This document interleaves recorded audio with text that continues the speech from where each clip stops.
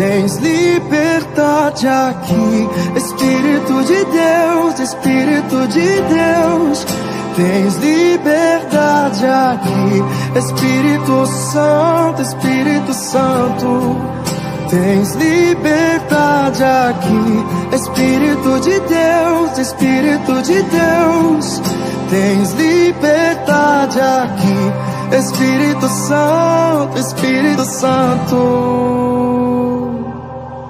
Eu sou tua casa, tua morada. Eu sou teu lar. Mude as coisas de lugar. Eu sou tua casa, tua morada. Eu sou teu lar. Mude as coisas de lugar.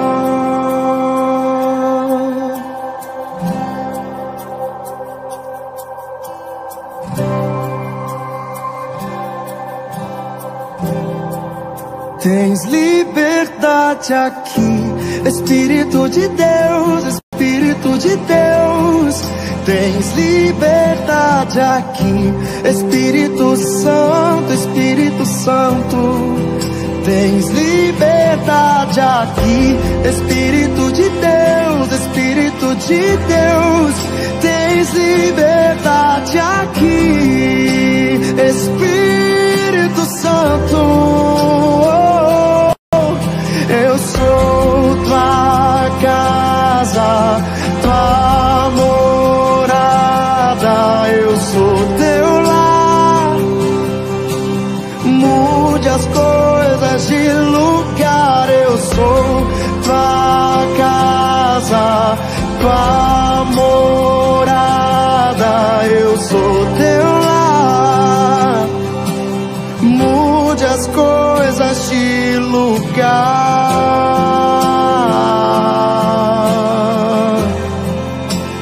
De lugar, Senhor. O teu perdão é completo. O teu perdão é completo. Ele sara minha alma. Ele sara minha alma. O teu perdão é completo. O teu perdão é completo. Ele sara minha alma. Ele sara minha alma. Eu sou tua casa, tua morada. Eu sou teu lar. Mude as coisas de lugar. Eu sou tua casa, tua morada.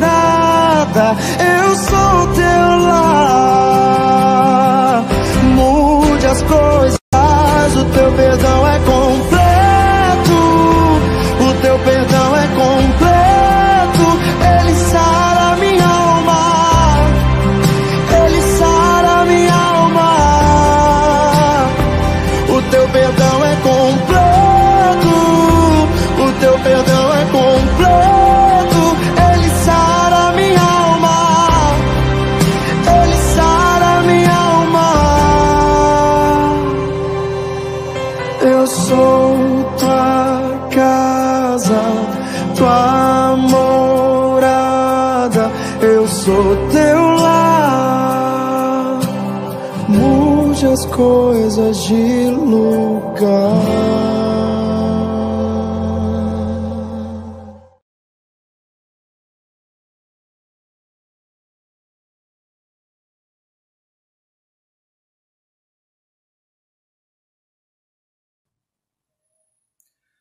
Como vai, povo? 100%. 100% alvos da graça, da misericórdia, do amor de Deus em Cristo Jesus. Quero te convidar, mais uma vez, nessa noite de quinta-feira, para nós abrirmos a palavra do Senhor no texto que se encontra lá no segundo livro dos Reis, o capítulo é o capítulo de número 20. Nós vamos encontrar aqui o relato de parte do reinado do rei Ezequias.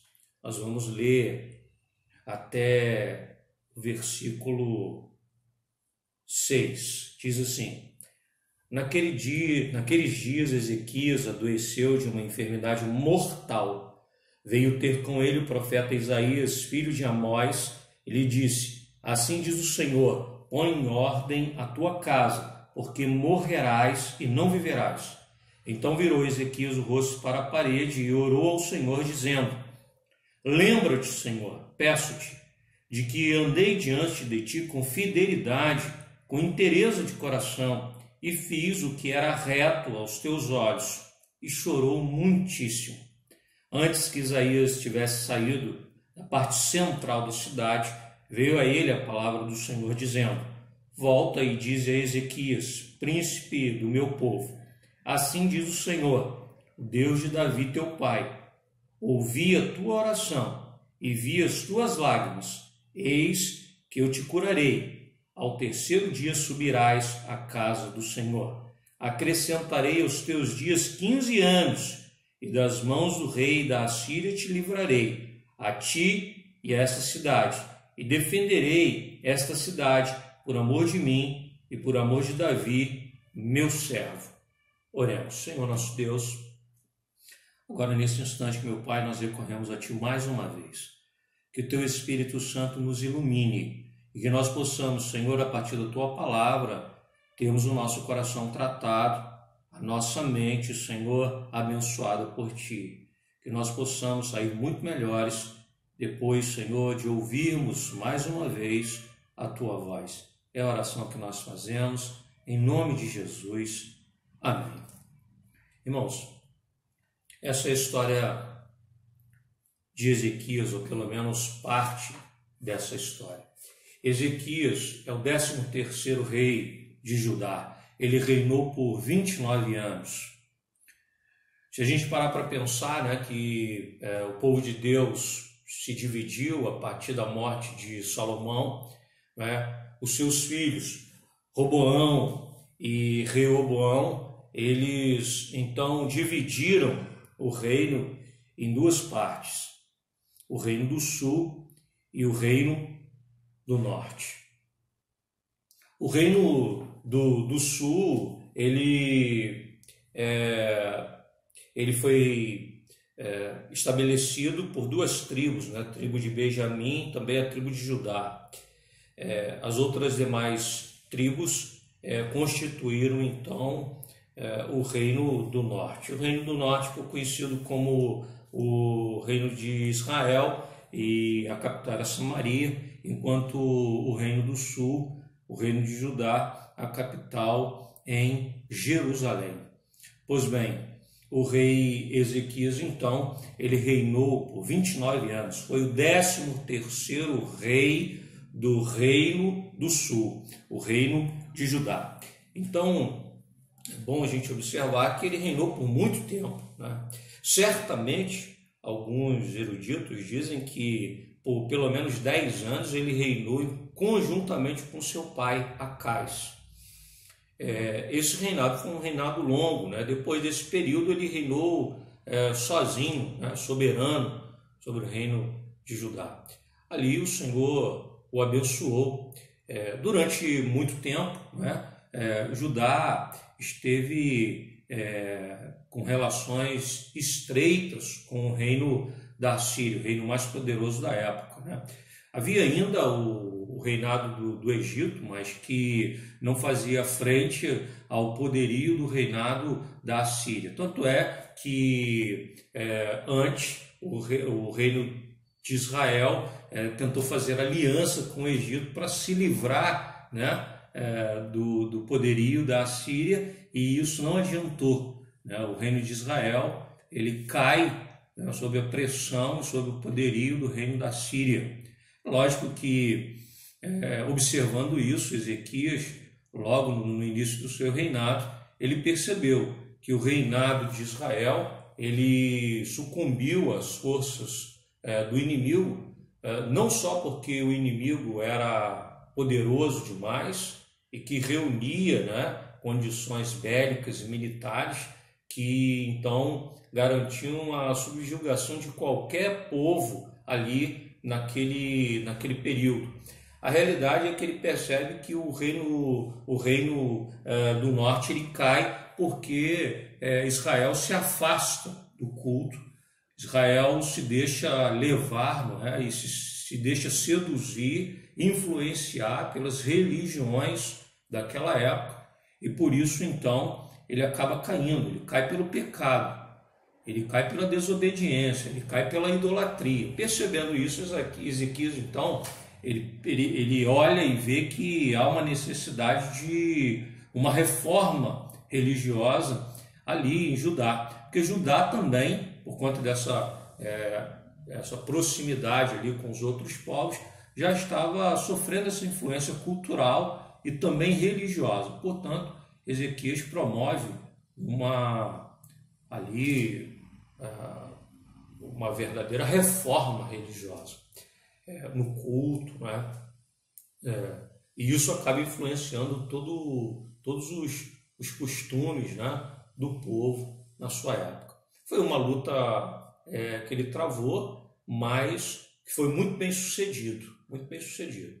Um reinado relativamente longo, o reinado de Ezequias, enfrentou grandes dificuldades políticas, militares, né, durante todo esse reinado. Essa questão também espiritual, isso tomou muito, né, do tempo e da vida e da energia do rei, mas ele se mostrou incansável, imbatível, né? E todas as vezes que ele encontrava uma dificuldade, como rei, ele se colocava diante do Senhor. Bom, aí a gente chega no relato do capítulo 20, né? Quando as pressões externas, né, das políticas internacionais começaram a assolar o povo de uma maneira terrível, né? O reino da Assíria com Senaqueribe se coloca às portas de Jerusalém, depois de subjugar parte do reino de Judá, chega até Jerusalém. Diz o texto que Ezequias faz uma política diplomática, né? Os impostos foram exigidos, mas mais para que ele perdesse ainda mais energia, perdesse a condição de governar interna, porque ele teve que pagar impostos altíssimos. Ele tirou tesouros do próprio templo, né? Diz o texto que ele arrancou ouro, metal precioso das portas do templo para pagar esse imposto. Isso certamente abalou muito, né, as estruturas sociais ali de Jerusalém. Portanto, ele deve ter encontrado ali críticas e oposição interna, mas essa era justamente a política, né, da Síria para desestabilizar o rei. O rei, se não pagasse, Jerusalém seria invadida. Se ele pagasse, teria o seu governo desgastado por conta de tudo isso. É como se ele estivesse numa situação de checkmate, né? Sem poder mover muitas pedras no tabuleiro. O que fazer agora? Ele pagou o imposto, pagou o preço do desgaste interno, da pobreza do povo, da dificuldade que o povo passou por conta disso, e ainda assim continuou sendo assolado pelas ameaças do inimigo poderoso. Quando Senaqueribe percebeu que ele pagou o imposto, ele agora disse: olha, agora não tem jeito, o que eu quero é a cidade, eu vou entrar na cidade, é bom que vocês se rendam, porque ninguém poderá livrá-los das minhas mãos. Assim como Israel não conseguiu se livrar, assim como todos os outros povos não conseguiram, você também não irá conseguir. Não adianta você apelar para o seu Deus não é diferente dos deuses dos outros povos, disse assim Senaqueribe, né, através dos seus embaixadores, dos seus enviados, para afrontarem o povo. O povo está acuado, Ezequias está desgastado, problemas se acumularam, e agora ele se encontra numa situação terrível. Por quê? Porque agora ele vive um drama pessoal, ele se encontra doente. Quando aquelas cartas de ameaça chegam, ele está já doente, né? Isso a gente pode perceber, irmãos, apesar do relato da libertação do povo através da ação de Deus, né, quando ele vai e busca a presença do Senhor e ele consulta a Isaías, aí vem o livramento, isso se encontra no capítulo 19. Eu gostaria que você desse uma lida depois no capítulo 18, 19 e no capítulo 20. Aí vem aqui o relato da cura no capítulo 20. É aquele negócio, a gente não pode ler o Antigo Testamento de maneira cronológica. Alguns textos estão fora dessa ordem, né? Obedecem a outra ordem, né? Aqui agora dá uma pausa na questão do rei e das atividades políticas do rei para falar um pouco sobre o drama pessoal de Ezequias. E por isso esse relato entra no capítulo 20. É interessante porque o versículo 6 do capítulo 20 dá essa pista para a gente, porque a resposta de Deus fala sobre um Deus que iria livrar Ezequias, livrar o povo das mãos dos seus inimigos, do rei da Assíria. Então é interessante, porque o livramento se dá no 19, aqui no capítulo 20, no relato da cura de Ezequias, a gente observa que ali veio a promessa de Deus, de que Deus iria livrá-lo, né, das mãos do seu opressor. Então fica bem claro que naquela luta toda, naquela batalha toda, naquela crise toda, o rei também está experimentando uma crise no âmbito pessoal. Ele está doente, adoecido. Ninguém sabe, que fala de uma úlcera, né? Mas ninguém sabe, e não adianta especular que tipo de doença que acometeu o rei. É interessante a gente observar que diante dessa luta toda, desse histórico todo do rei, ele aparece doente. Aí a enfermidade se agrava. E diz o texto que era uma enfermidade para a morte, né? Mortal. Quer dizer, não era uma coisa à toa, não era uma coisa irrelevante, era algo que deveria debilitá-lo, era algo que deveria tirar dele as energias. Agora, envolvido em tudo isso, ataques frontais, desgastes internos na corte, diante do povo, as críticas e o inimigo feroz, ele se encontra adoecido, doente. E aí, o tema dessa palavra de hoje é colocando a casa em ordem. Quando nós estamos passando por um momento assim adverso, um momento difícil, complicado, precisamos entender que esses problemas, essas dificuldades, tiram as coisas do lugar, né? As coisas ficam desordenadas, desorganizadas, né? Você tem um inimigo poderoso às portas, você tem um problema pessoal grave acontecendo, você tem uma insatisfação, né, que cresce entre muros da cidade, e você agora já não tem o mesmo poder de tomar decisões, de resolver, de dar conta. E tudo isso é desgastante. As coisas estão fora de lugar. O caos toma conta da realidade. E aí, o que fazer para botar a casa em ordem? O que fazer para ordenar, para organizar? É disso que nós vamos falar hoje. Eu não sei como você se encontra agora. O momento é um momento complicado. Você veja, mundialmente, escala mundial, né? O mundo está desordenado, desorganizado, economicamente falando, socialmente, né, de modo geral, está desorganizado. As estruturas estão abaladas. É preciso colocar a casa em ordem. Agora, nós também, enquanto indivíduos, como no caso de Ezequias, também precisamos colocar o nosso coração em ordem, porque enquanto tudo isso acontece fora, também acontece dentro. Enquanto isso tudo se dava fora, né, Ezequias também tinha um drama interior. E tudo isso somado fazia de Ezequias um homem debilitado.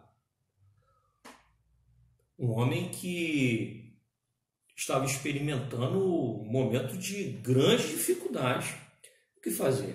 Ameaças de Senaqueribe, rei da Síria, pagamentos de impostos altíssimos,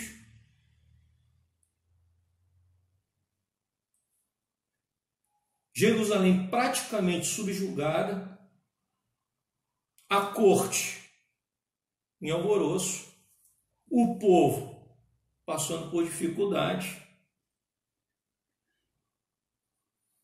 o rei enfrentando uma luta contra a enfermidade.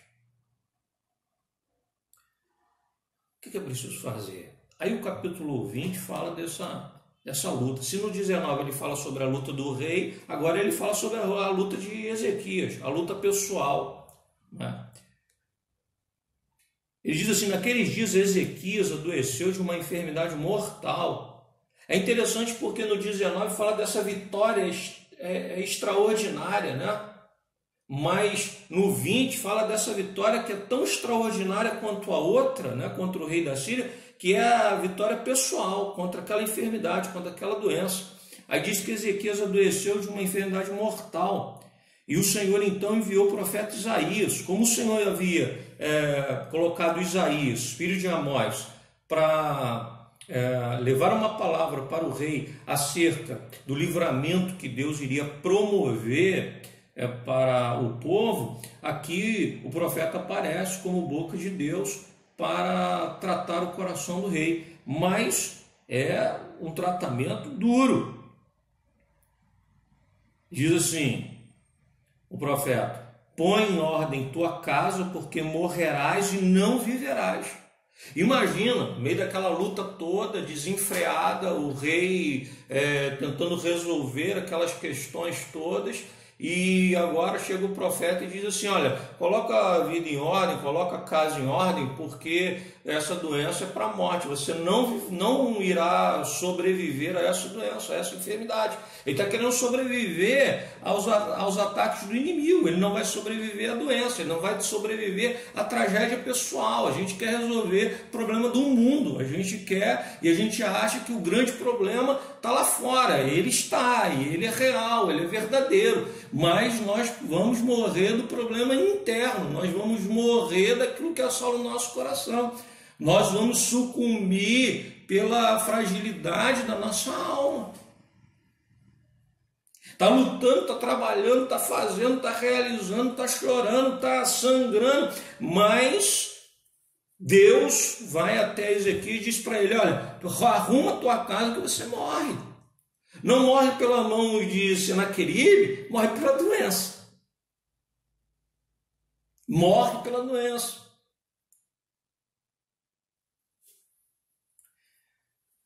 E aí é interessante porque aí ele nos ensina, né, na sua luta pessoal, né, nesse drama pessoal do rei, ele nos ensina, e eu queria dividir com os irmãos agora, como nós devemos arrumar a casa. O Senhor disse para ele: arruma a casa. Ele, como rei, podia fazer o quê? Buscar saber quem seria o seu sucessor. Ele podia buscar fazer um levantamento dos documentos do reino. Ele podia buscar então novamente uma conversa com o inimigo, resolver essas questões de uma outra forma, dar uma outra guinada. Ele podia novamente continuar tendo como foco todos aqueles problemas e aquelas dificuldades. Não, aí ele muda o foco. Para botar a casa em ordem, para botar o coração, e aí a gente vai chamar de casa o nosso coração, em ordem, a gente precisa mudar o foco. Porque se a gente não muda o foco, a gente morre. Foi a mensagem que Isaías levou: olha, arruma a casa porque vai morrer. Se não muda o foco, morre. Aí é interessante o relato, né? Porque quando diz que ele mudou o foco, diz assim, o versículo 2, né? Então virou Ezequias o rosto para a parede e orou ao Senhor, dizendo. É interessante, virou o rosto para a parede. Significa, tirou o foco dos problemas, tirou o foco do palácio, tirou a coroa da cabeça e agora olhou para a parede, ou seja, se deparou consigo mesmo, com as suas misérias, com as suas dificuldades, com as suas necessidades, olhou para dentro, olhou para a casa que é o seu coração. É interessante que se a gente for olhar, a gente vai ver um outro personagem, né? Um outro rei fazendo a mesma coisa, né? Acabe também, diz o relato, que quando se percebeu desenganado, ele também olhou para a parede, mas de uma forma diferente, né? Não adianta olhar para dentro de si e tentar encontrar dentro de si o poder e a capacidade para botar a casa em ordem. Não adianta. Não foi isso que ele fez. Ele virou o rosto para a parede, olhou para dentro de si e foi ter com a sua miséria. Colocou a coroa de lado, o título e a função. Ele já tinha orado como rei, já tinha tirado a coroa da cabeça como rei, colocou cinza na cabeça, colocou pano de saco, quando recebeu a carta de afronta de Senaqueribe. É verdade que ele já tinha feito isso, ele orou, mas toda vez que ele fez isso, ele fez pelo povo, ele fez pelos problemas externos, por ele mesmo nunca tinha feito. Ele tirou da cabeça a coroa e botou cinza na cabeça, mas era cinza na cabeça do rei. Agora era diferente. Agora era Ezequias, agora era o homem. Agora era o homem diante da sua realidade, da sua condição. Agora é o homem diante de Deus, virou para a parede. É interessante porque ele não conversa nem com o profeta, né? O profeta vem e entrega a mensagem. O certo era que ele pedisse ao profeta. Poxa, interceda por mim diante de Deus, fala com Deus, aí o profeta, o mensageiro da palavra. Mas não, isso aí agora é uma questão pessoal. Ele se virou para a parede e diz o texto que ele orou, que ele falou com Deus. Isso aí é fundamental, irmãos. É o segundo ponto que eu quero destacar. É preciso olhar para dentro de si, é preciso perceber a sua fragilidade, é preciso deixar os problemas externos e entender que se você não for vítima deles, você será vítima do seu drama pessoal. Tem um monte de gente agora procurando a solução no suicídio. Com medo da morte, se atira em seus braços. Não dá conta, a pressão é muito grande. Tem gente que está ficando enfermo. Tem gente que está entrando em depressão. A ansiedade está tomando conta. Tem gente que está entrando numa crise terrível, entende? Que dificilmente vai sair dessa situação sem nenhuma sequela, mesmo que seja psicológica. Muda o foco. Muda o foco. Não adianta a gente colocar em primeiro lugar todas as outras questões e a gente perder aquilo que verdadeiramente importa.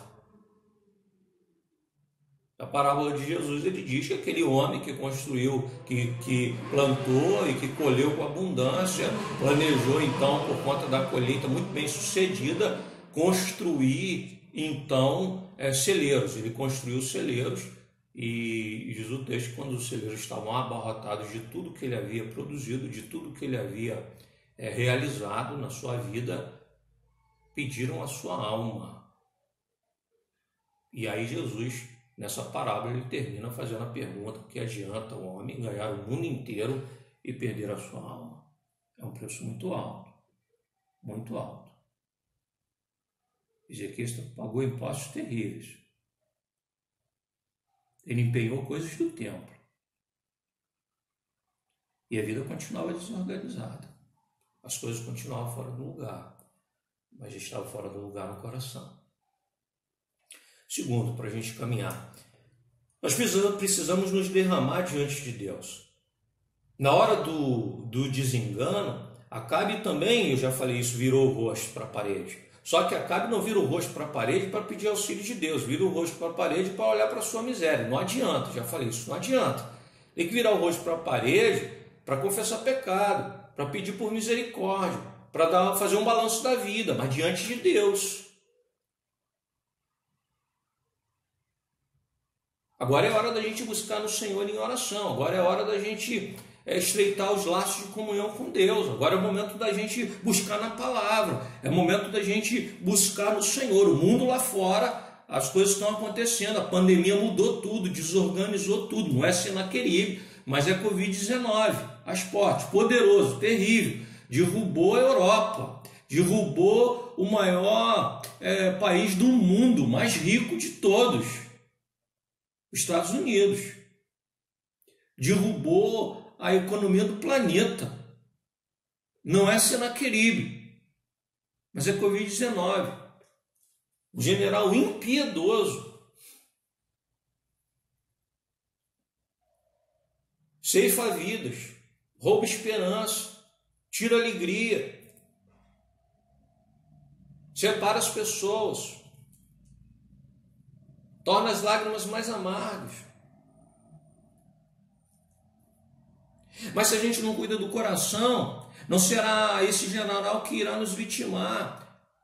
Se a gente não arrumar a casa, não vai ser esse general que vai tirar de nós a condição. Nós já perdemos a condição.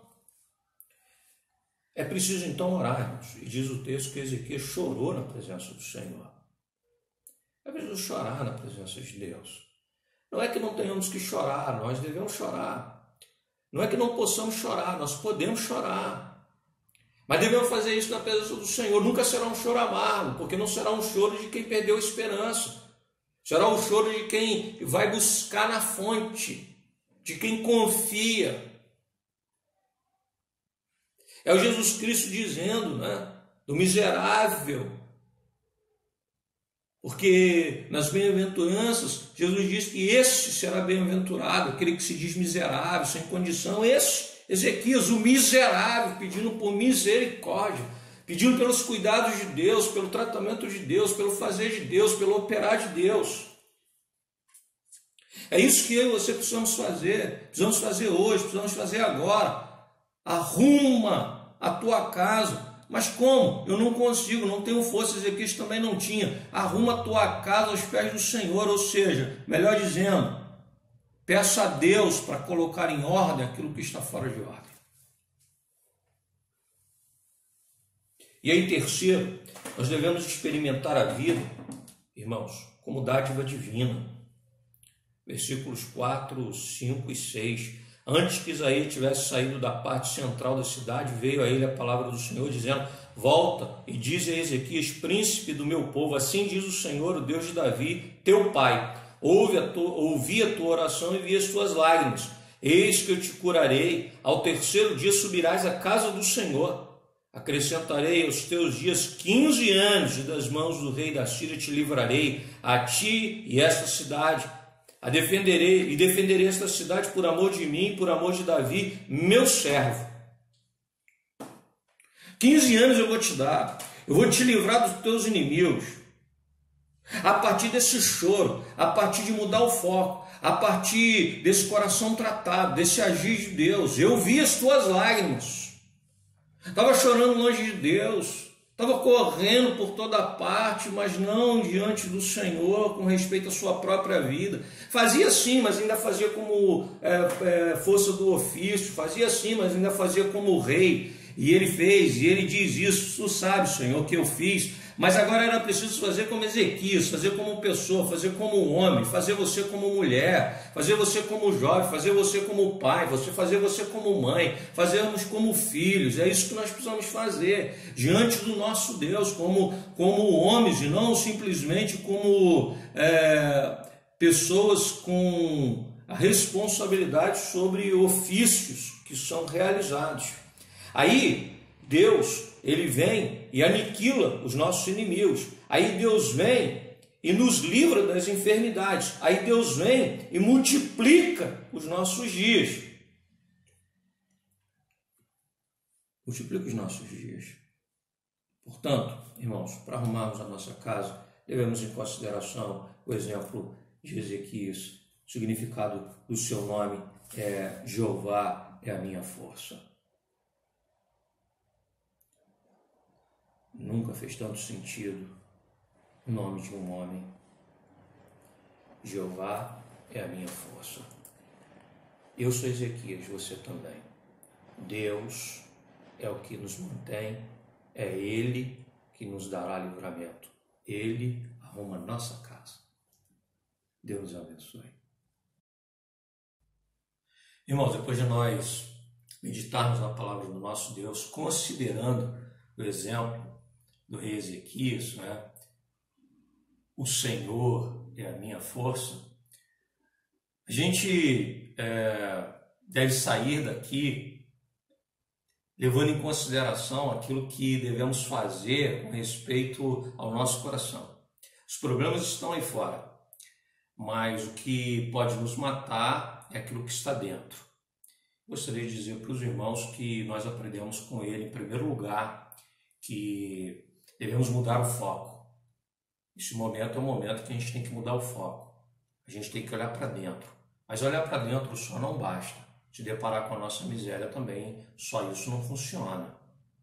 Acabe já tinha tentado e não deu certo. Mas olhar para dentro, olhar para a parede, olhar para dentro, olhar para si mesmo, diante de Deus, derramado diante do Senhor, chorando na sua presença. Sim, chorando, mas na presença de Deus. É isso que nós precisamos fazer. Dizer para Ele, conversar com Ele. E diz o texto que o profeta volta e diz: o Senhor observou as tuas lágrimas, a tua petição. O Senhor viu, o Senhor sabe. No céu não temos um Deus distraído a nosso respeito, as nossas necessidades.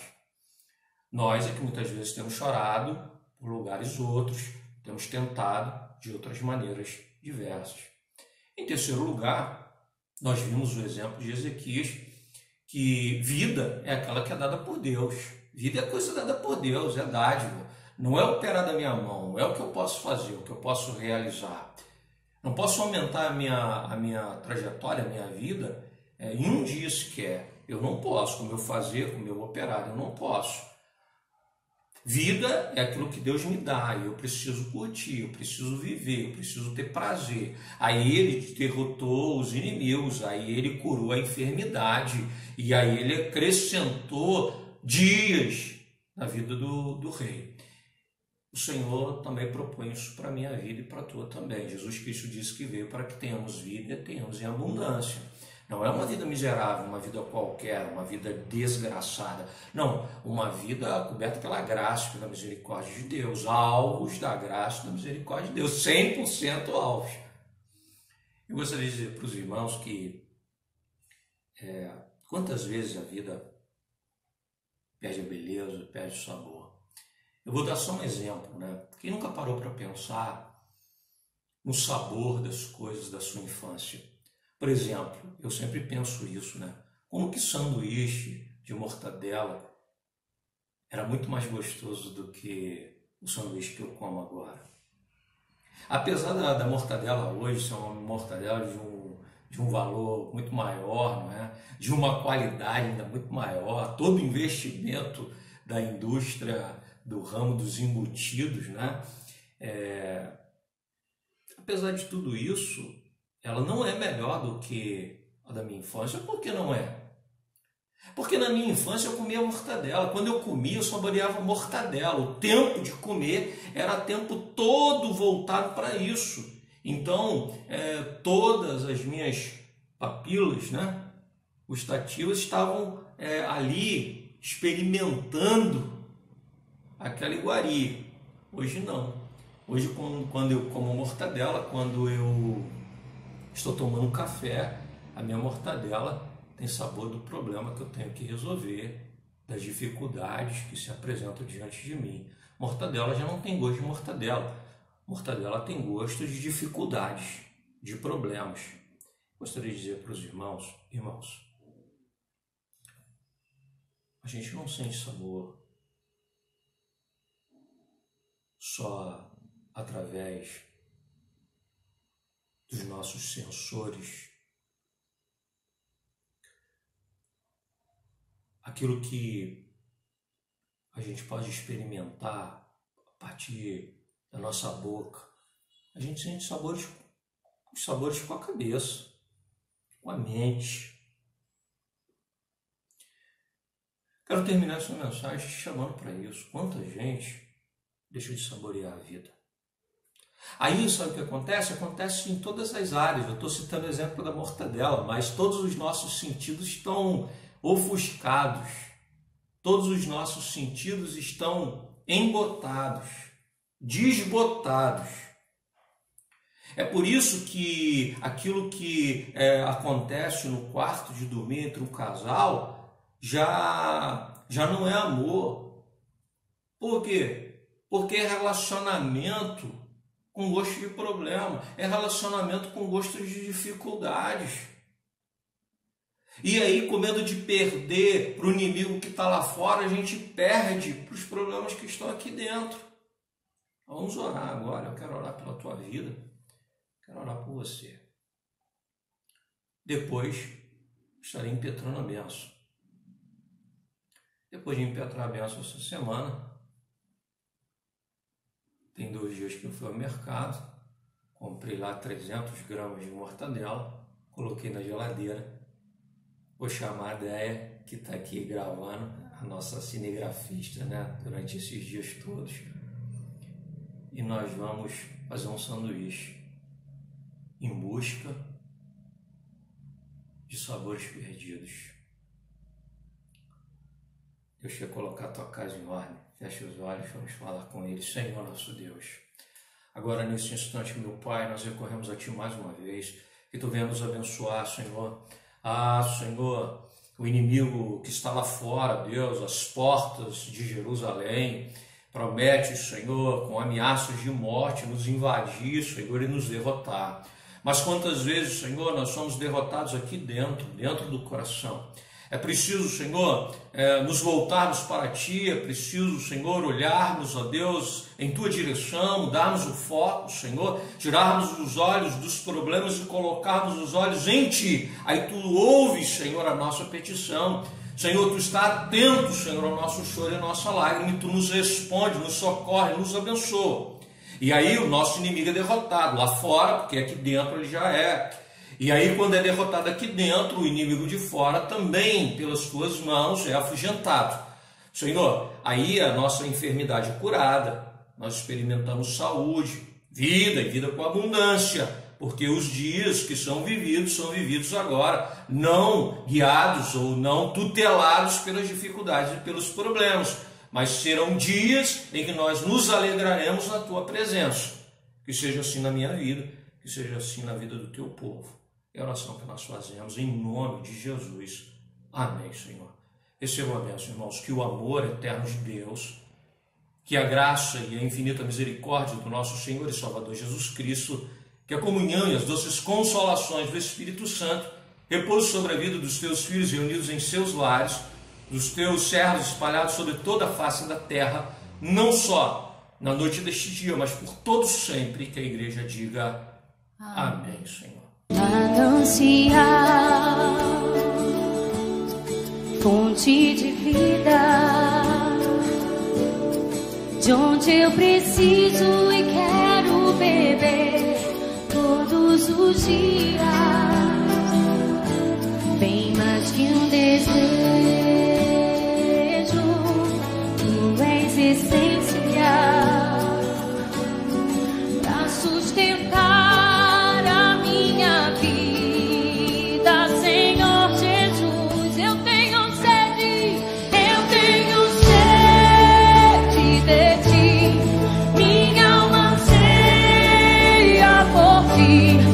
me satisfaço quando estou junto aos Teus pés. Diga, eu tenho sede, eu tenho sede.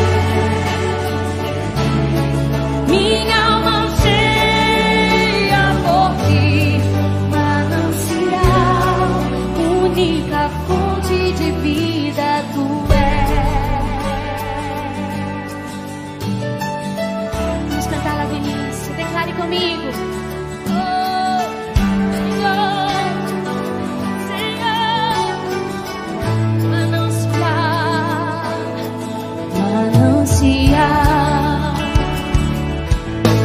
Fonte de vida, de onde eu preciso e quero beber, bem mais que um desejo, Tu és essencial pra sustentar a minha vida, Senhor Jesus. Ergue as suas mãos e diga: eu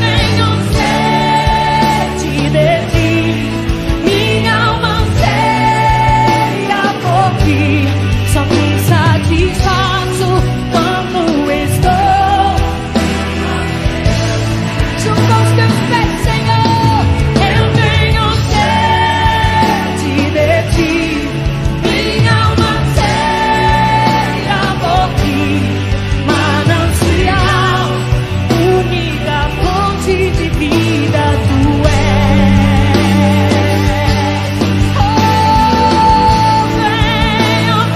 Vem saciar a minha sede, Senhor.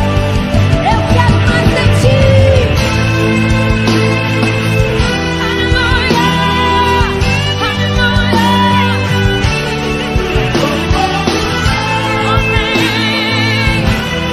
Eu quero beber dessa fonte de águas vivas.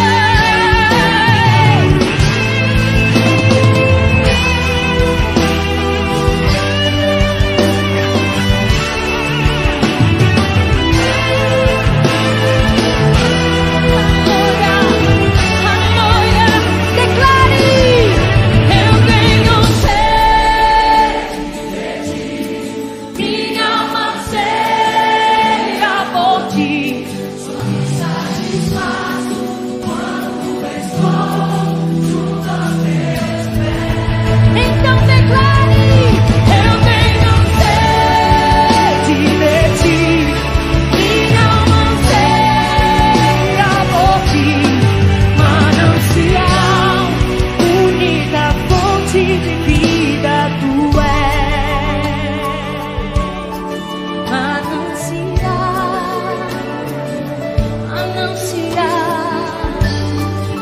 tu és,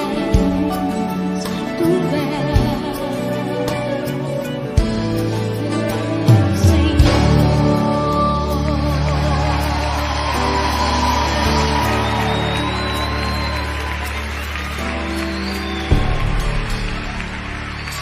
Aleluia, eu tenho sede de ti, minha alma anseia por ti. Só me satisfaço. Se você está sedento do Senhor, levanta suas mãos agora. Eu